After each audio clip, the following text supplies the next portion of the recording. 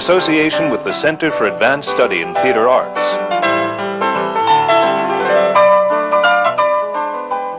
And the Harold Clurman Endowment.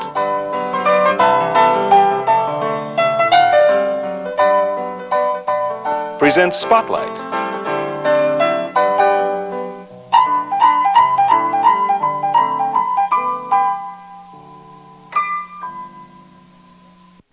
Welcome to Spotlight. I'm Ed Wilson, and my guest is not only a well-known playwright, but one of America's foremost political cartoonists, Mr. Jules Feiffer. Jules, thank you for being here.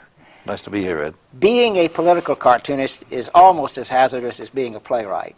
How did you get started in that? Nothing's as hazardous as being a playwright. Well, I said almost. I didn't say as. I didn't say it is as. Well, I started as unhazardous a way as I could. I found the only newspaper who would run me. Is that the Village Voice? The Village Voice, and this is in 1956. We came to an agreement. The agreement was they'd run anything I gave them, and their part of the agreement was they wouldn't pay me. So that was a quid pro quo, huh? It was a quid pro quo, what the stuff was worth. But it was the first time I could get what I really wanted to say in print, and not design it for a particular magazine or a particular newspaper, particular market. At that time, there were no publications really that existed in which a writer or an artist could do his work the way he wanted. He'd have to slant it to the needs of the editors, and they would slant it to the needs of what they perceived to be the market, whether it was the New Yorker or Look magazine or Esquire, or whatever it was. So The Voice was the first publication that said, we trust you to do your own work. And a lot of people were happy to work for nothing just to get their own work into print. And I was one of them. To be seen. And to be seen. But well, now, how long did you go on? Were you in every week? I was in every week, and when did they start paying you? Not for a long. I was in syndication for. Well, the first paper to actually pay me was the Observer in London, which picked me up for 2 years after I was in The Voice, but by that time I was already appearing in Playboy, and which was paying me a lot for separate cartoons that were not syndicated or run in The Voice. So I was beginning to make some money at it, but The Voice didn't pay me for the first 8 years or so. Really? Yes, after they were making a lot of money, but they thought it would be an insult to me to pay me. Well, this is really what, from your standpoint, this is what in the grocery business or they call a lost leader. I mean, you were really losing as far as but it did prepare me for 20 years in the theater. It gave me exactly the right background. Well, just before we finish that, a couple of things about that. You were then picked up, syndicated, which you still are, and are carried in well over 100 newspapers. Yeah, and here and abroad, yeah. Here and abroad, both. Yeah. Just what has that whole world changed? That when I say that world, I mean the subjects, not your. Well, it changes by presidents. I mean, it always changes, and it is that really the sort of the key to the whole thing? Is the administration? Well, there are two keys. One is every 4 or 8 years there's a change in administration, and the other, which is my age. So the subject matter. I mean, you don't see a lot of young men trying to make out with young girls anymore. Which was a favorite theme. You don't see a lot of that anymore. Yeah. I still dredge back into my memory to bring those up to date and try to continue that, but it's a little harder than it used to be because the autobiographical content has totally disappeared. So it's somehow or other you're dealing with the problems of 50-year-olders and 60-year-olds instead of much younger. Well, what about I would guess that in addition to there's one third factor that occurs to me, which are those external events like the Vietnam War or the Gulf War, things like that. That also would influence you as well. Of course, yeah. The politics of the moment, and as awful as those events may be, and it's a cliche for the political cartoons to say the worse times are, the better it is for you. Those are pure gold. I mean, the 8 years of Ronald Reagan for a guy like me were pure gold. He was my muse. I mean, it was just simply wonderful. You had a great target, in other words. Yeah. George Bush is much harder because he's pure mush, but mush itself can be interesting. And I mean, people love to beat Bush up because he's this inflatable balloon that you can keep hitting. Reagan was even easier though for you.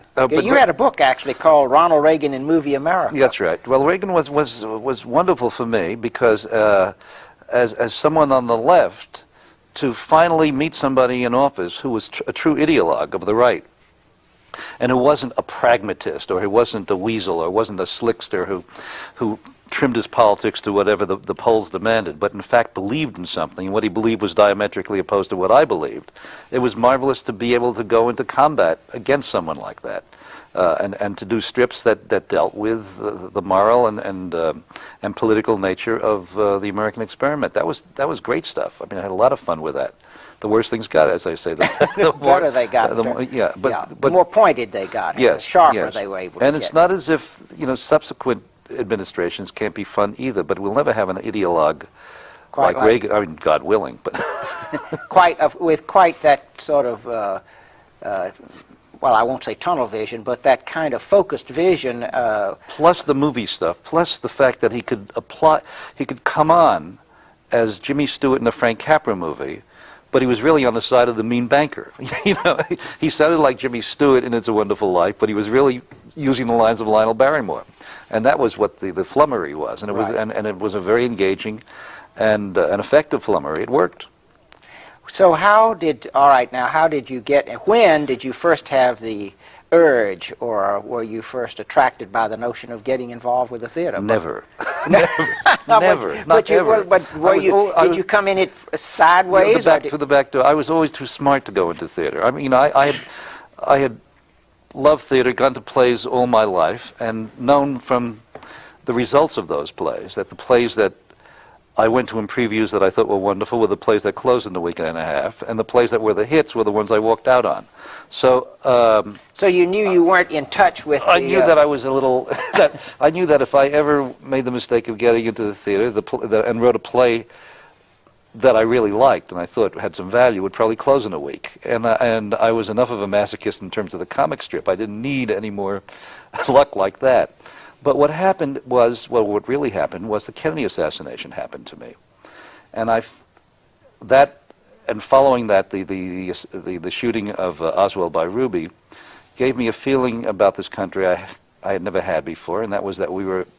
I mean, it seemed to me that those two acts were indicative of something under the surface that had erupted that was telling me about a sickness in the system that I called at the time a national nervous breakdown.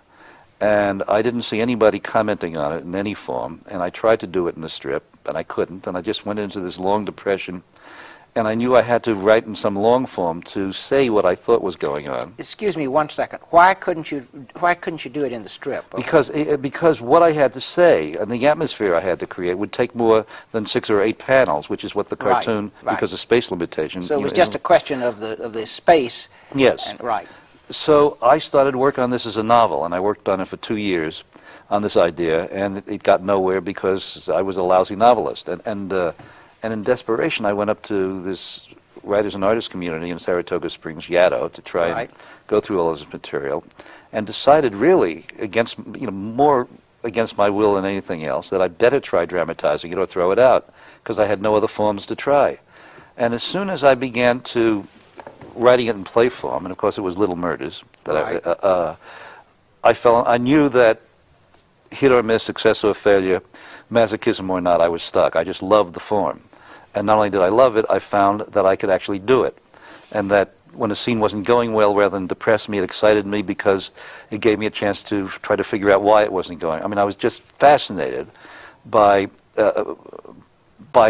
building long scenes, which I had never done before. I mean, moving out of the confinement of the strip, where you have 2 characters, at most 3, engaged in usually dialogues of alienation. Right. Here I could begin, move through the alienation, move on to something else, and then see where that took you. So the ambitiousness of it all excited me. The idea of writing dialogue for characters who spoke differently and could be identified in different ways by the way they sounded.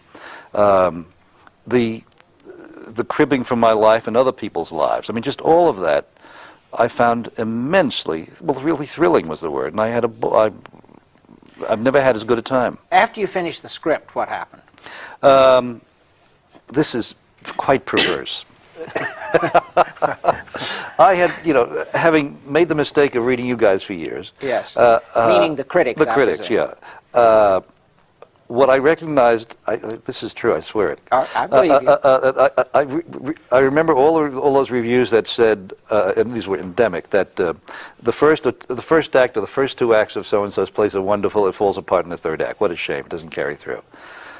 I figured I was going to beat that system. I wrote the third act first. Because I knew what was going to happen. So I wrote the third act, then I wrote the first two. I took it home, gave it to my wife to read, my first wife. She read it and she said, I love the first two acts. You got trouble with the third act. So you couldn't beat it. Couldn't beat the system. So I went back, rewrote, and once I had it, I let it out to my agent, Robert Lance, who was not my agent at that time because I was not, but he was my friend and still is. But I knew no one else to take it to, and he gave it to Alexander Cohn, and the rest is history, however dismal. As I recall, it was produced on Broadway. It was produced on Broadway. And it became one of those, and did not last very long on Broadway. 7 performances. Yes, but became a legend in its own time because it was then done again off Broadway at the Circle. Well, it had an enormous, even before then, it was, I mean, the original production, for all sorts of reasons, was rather a mess. And a lot of that was my fault, and a lot of it was other people's. But whatever it just didn't come together. Enough of the play, nonetheless, came through to create a lot of excitement among audiences and among other playwrights before it opened. You know, and you could feel it I got the feedback. So I knew that I was in business even if I was out of business. I mean, I knew that I had written a good play. Right. I expected the reviews to be as bad as they were. I would have written a bad review for that. You know, I mean, Do you mean because of the production? Yes, because it was. What was awful is the last preview, and the critics were still coming to opening nights at that time. The last preview, there was a new director in. He had pulled the thing into shape. I mean, we replaced directors, and actors didn't know what they were doing. And the last preview simply was sensational. It was the audience went nuts. I went nuts. It was the play I had written. It was the first time I'd seen it, the way I had imagined it. I was thrilled, but I was also terribly distressed because I knew that they couldn't do it 2 nights in a row. And the next night, the critics were coming. And I knew that there had to be a letdown because this was just way over the top. And the next night was a dreadful performance, and I expected the reviews. And as I say, they were not unwarranted. You know, it hadn't had time then to set in terms of what happened on that last preview. It might have taken 6 months. Well, but Alan Alda now directed it, right? No, Alan Arkin. I mean, Alan Arkin directed it. The revival. Alan Arkin directed the revival at the American Place. Yeah, American Place, and that was a success. That was a wonderful production. Because that went on and on. I mean, well, when Alan first called me and told me he wanted to do this, I said, I've only got one rule: don't consult me on casting. Because I was all wrong with Little Murders, and just do it without me. And you know, I'll come in. You know, if you need questions answered, I'll answer them.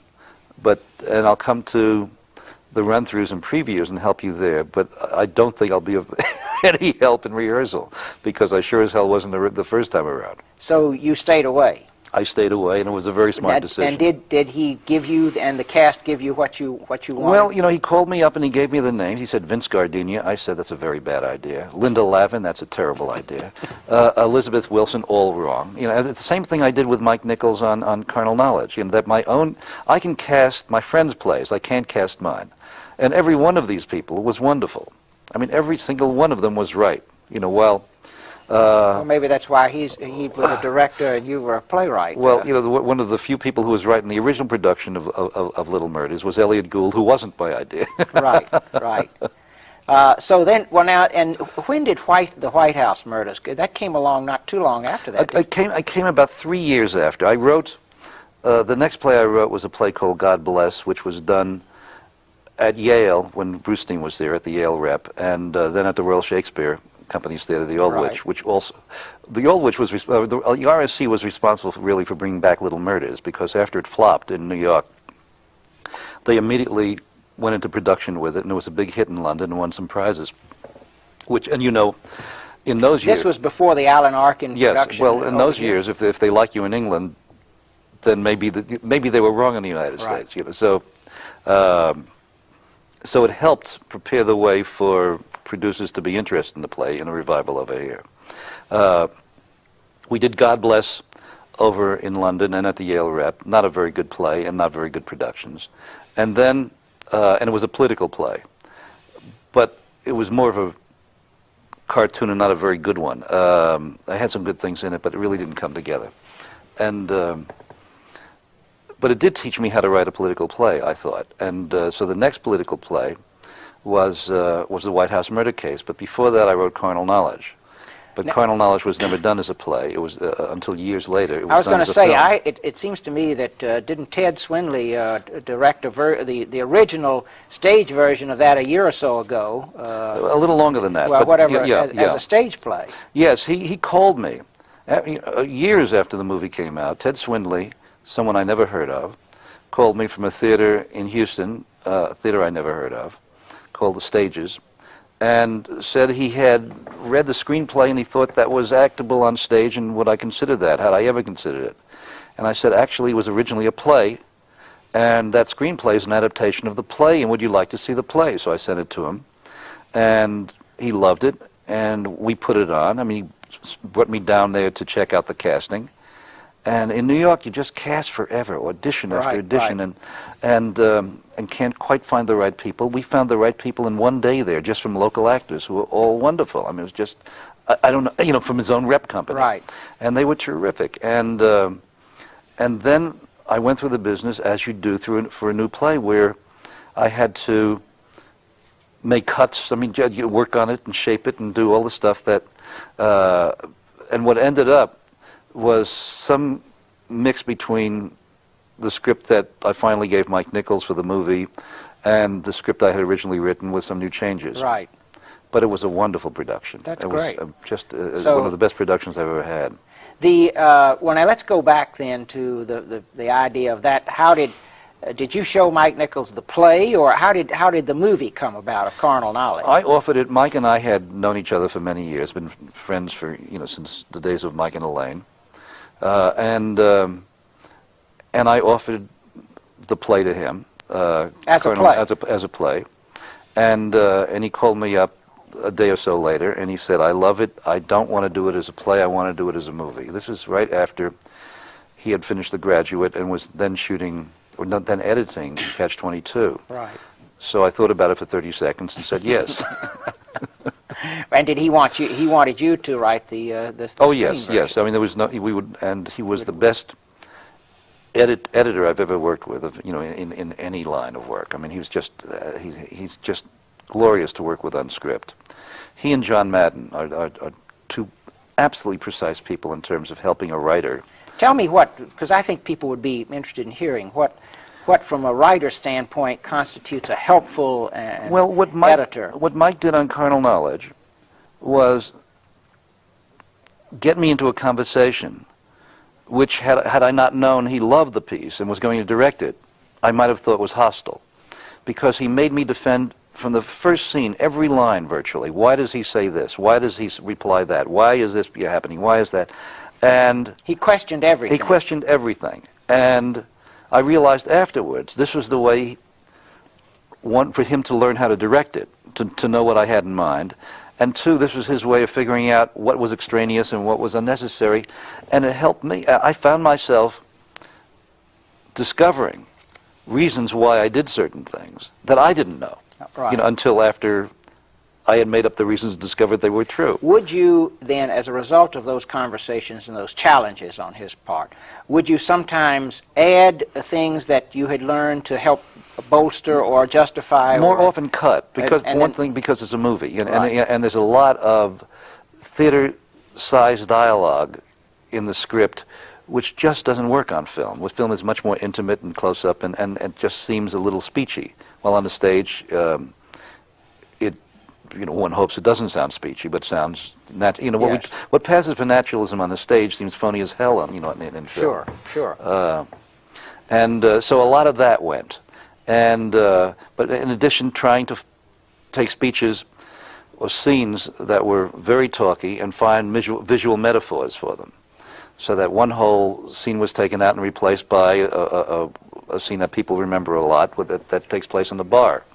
and there's a dance scene, a dance sequence between Candice Bergen and Artie Garfunkel and Jack Nicholson, and little things, nothing major, but bit by bit by bit, it becomes major and shapes the film and makes it a movie rather than a script of a play that's filmed. You obviously then, this was a great lesson for you. I mean, a great teaching experience for you in terms of how to fashion either a film script or a play script. Well, you know, what's so interesting about becoming a playwright at a late age, because I really didn't, I was in my late 30s by the time Little Murders was written, was that by that time I had learned, for good or bad, all there was for me to know about the cartoon. I mean, I was the master of my form, and there wasn't, and I could get better at it incrementally, and the drawing certainly changed over the years after that. But in terms of writing it, there wasn't a lot more for me to learn, or I didn't think so.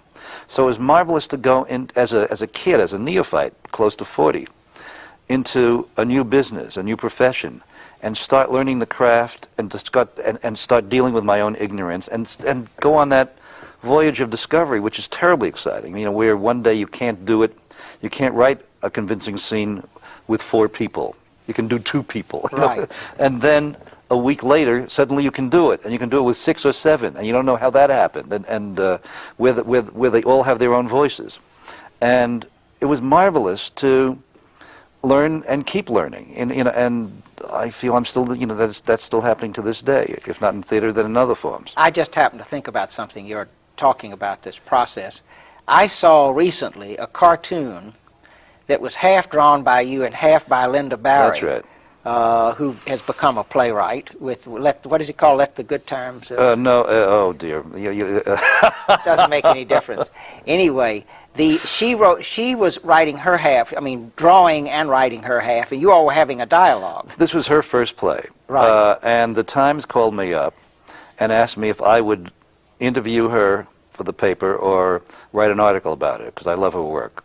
And I said I didn't have the time, but what if the 2 of us did a joint strip, where me as the wizened old, beaten-up theater hand who's a cartoonist talked to this young cartoonist going into the theater for the first time, warning her about all of the problems and drawbacks, and she's just full of beans, which was truly reflective of our editors. I was going to say that what was reflected in that was your character. Was saying that this is it's really torture, and she would say, "What a ball!" And it's great, but she was saying that this is really all for me. I mean, they're saying my words, and they're doing all of this, and I'm enjoying it. And she was not facing opening night yet. She thought it was all kind of. And she loved it, and she got marvelous response to it. She got a wonderful production. Yes. And it looked terrific. The Good Times Are Killing Me. That's right, exactly right. The Good Times. I was just testing you. I knew that. But now, how truthful was your character in there, complaining about the fact that you have no control over the way things are said, and about the fact that you have to revise and revise and revise, which you don't. I mean, if you revise a cartoon, it's for your own reasons. Yeah, it's both true and untrue. In fact, I have a wonderful time. I mean, it really depends on who you're working with, and I've been fortunate for most of my career. There are a couple of exceptions, but more than I think most playwrights, in dealing with people I liked. I think for me, anyhow, the key has always been the director. And Mike Nichols did Elliot Loves, which was a play that was on a couple of years ago. A couple of years ago for a couple of minutes. But nonetheless, it was the best time I've ever had in the theater, with a wonderful company. And there's not a moment of that of that process leading up to the disaster that followed, that I didn't treasure. And I treasure the memory of the production. We had a wonderful time. Everybody had a wonderful time, and it was. I mean, I was going to say a little like a party, but that's frivolous because we worked very hard. A working party, because you were always learning, and everybody was teaching everybody else, and it was intense, but it was fun, and for a playwright, at one point, I was sitting in the theater, which was the Promenade, while everything was being flown in. They were putting up the sets and putting a turntable, and I see all these workmen, and I think this Walter Mitty, Thurber-like dream of, my God, I sat down and wrote some lines in longhand on a piece of paper, And these guys, I had They're three doing lines. it all for me. I had three lines about the set, and $20,000 later. And all these workers. Yeah, that's right. Assembling this. All these jobs, all of this, because of what you write on a piece of paper, and it just seemed wondrous to me. It still does, and I love that process. Have you? This would be a different experience. Your plays being done in regional theaters or theaters around the country. Well, it isn't that. It's only different. New York is a dreadful place to put on plays because you can't get away from the tension about success and failure. New York is only about success and failure. I mean, it's where the heart has gone out of not just theater but other aspects of culture, and why in some ways it's become a remote and protective and unpleasant town in certain areas. But you get out in regional theaters, example, in Houston, Right. Or at the Mark Taper where we did Grown Ups. You get into other theaters around the country, and that kind of pressure, while it still exists in a small way, isn't there. You're just doing the work, and you hope the work will be well received. But you're doing it, and you try to do that in New York too. But always there's that. There are these other things at that work. overlay. How much money it costs, the budget. How will it be received? How will it be received? Because New York is the only major theater city in the world that I know of that is totally critic controlled. I mean, there's no trade-off. Either the New York Times likes you, and it really doesn't matter what the other people say to that extent. If you're not approved by the New York Times, you're dead. So it's not really about theater; it's about a lottery. Yes. And so you go in. If you go in, and I've stopped for that reason, I'm not going to do it anymore. But you go in. Would you always now do it in a place like the Mark Taper where Grown Ups was done, or something like that? If I write, but I'm a New Yorker, so the heart has gone out of writing plays if I can't write them for my own town, and Right. I can't. Right. But because I just don't approve of the lottery system.